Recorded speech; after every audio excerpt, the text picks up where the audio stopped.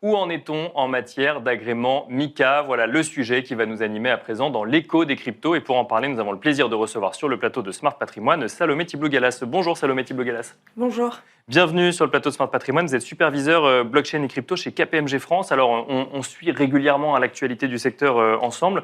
En début d'année, on constatait qu'il y avait peu d'acteurs encore français ou européens qui avaient un agrément MiCA dans sa nouvelle mouture, dans la mouture du texte qui avait été voté. On voit que les choses ont un petit peu évolué aujourd'hui. Vous allez nous raconter ça. Mais juste avant, est-ce qu'on peut rappeler effectivement ce qu'était MiCA et pourquoi effectivement il y avait besoin d'avoir ce nouvel agrément, Salomé Thibloux-Galas? Complètement. Donc MiCA, c'est Market in Crypto Assets, c'est le règlement européen sur les cryptoactifs qui est entré en vigueur au 1er janvier dernier et qui impose de nouvelles exigences renforcées à tous les acteurs crypto en Europe et qui sont très proches des exigences qu'on a pour les institutions financières traditionnelles et notamment sur la cybersécurité, sur des fonds propres et sur la ségrégation des fonds des clients. Et alors, MiCA est entré en vigueur début 2025 et là, l'idée, c'est d'avoir un agrément européen.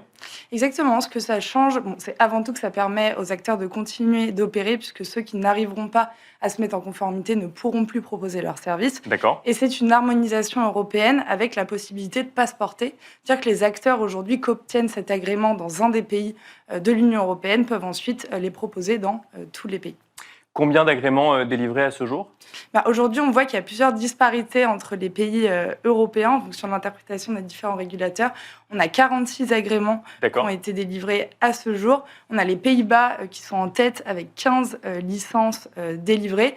Peut-être aussi parce qu'il y a plus de pression sur le timing pour le régulateur, parce qu'il y a différents délais en fonction des pays pour que les acteurs aient le temps de se mettre en conformité. C'était 6 mois aux Pays-Bas, c'est 1 an et demi en France, par exemple. Donc aux Pays-Bas, ils avaient seulement jusqu'à la semaine dernière. En Allemagne, ensuite, on a 12 licences qui ont été attribuées, notamment à Commerzbank, à Trade Republic. On a Malte qui arrive ensuite avec 5 licences et la France et le Luxembourg au coude à coude avec 4 licences en France. C'est amusant parce qu'on voit d'ailleurs que dans les acteurs que vous avez cités, on n'est pas forcément que sur des plateformes crypto, mais aussi sur des acteurs traditionnels qui vont chercher quand même l'agrément. Et on voit que les Pays-Bas sont en avance alors qu'on disait que MiCA était quand même assez calqué sur la réglementation française. Finalement, d'autres pays européens, peut-être pour d'autres enjeux, sont allés un petit peu plus vite. En France, on a combien d'acteurs à ce jour?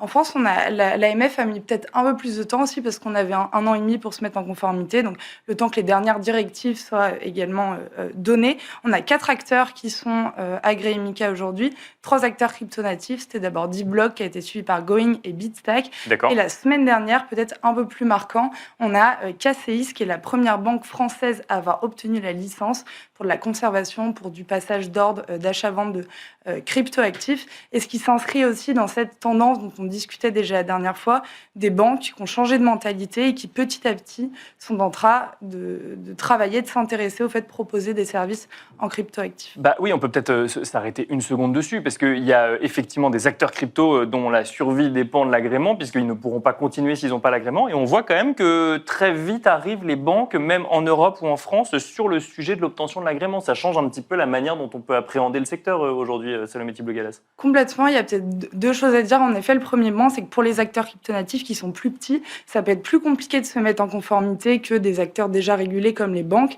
Et donc, va certainement y avoir un effet de consolidation du marché. Donc, à terme, peut-être que tous ne vont pas survivre à MiCA et qu'on aura des acteurs moins nombreux mais plus importants. Et l'autre point, c'est que si on considère que les banques sont en train d'y aller, se pose la question de comment elles vont y aller. Est-ce qu'elles vont construire elles-mêmes leurs services ?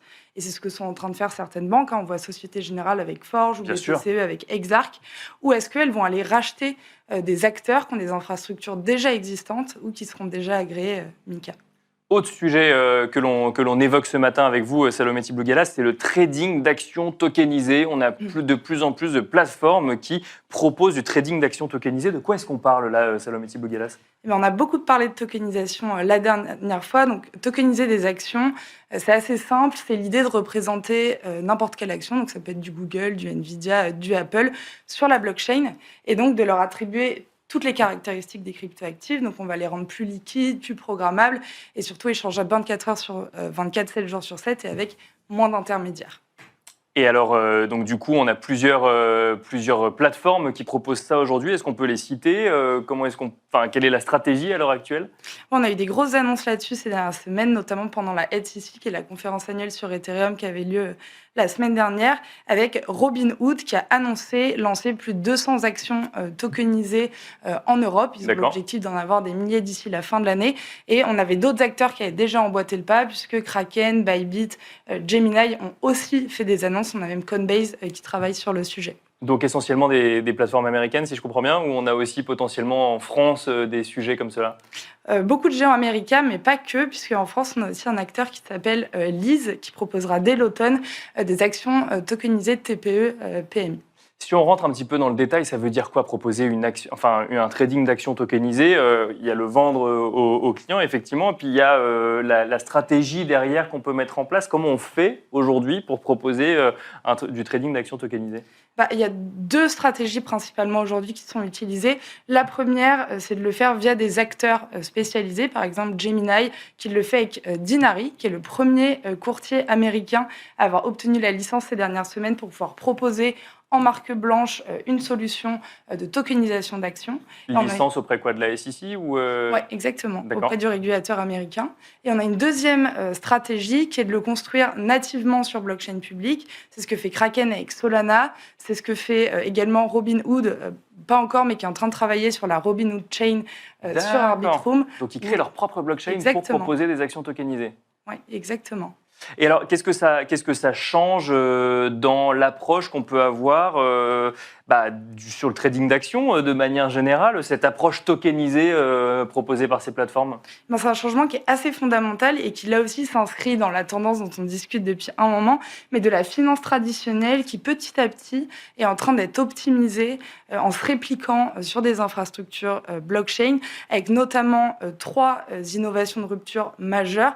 La première, et on l'a dit, c'est le fait d'accéder à ces actifs 24 heures sur 24, 7 jours sur 7, et à de nouveaux actifs. Donc de pouvoir trader n'importe quand, exactement. Et non pas simplement quand les marchés sont ouverts, selon les horaires d'ouverture des marchés. Complètement, et quand on considère que Wall Street est fermé 80% du temps, c'est une optimisation assez majeure de pouvoir trader ces actifs n'importe quand.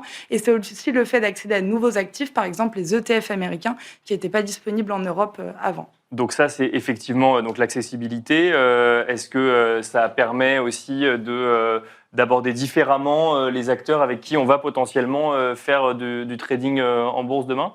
Oui, la deuxième grosse rupture, c'est qu'on a une vraie libération de l'investisseur, c'est-à-dire qu'il va pouvoir reprendre la main sur son portefeuille.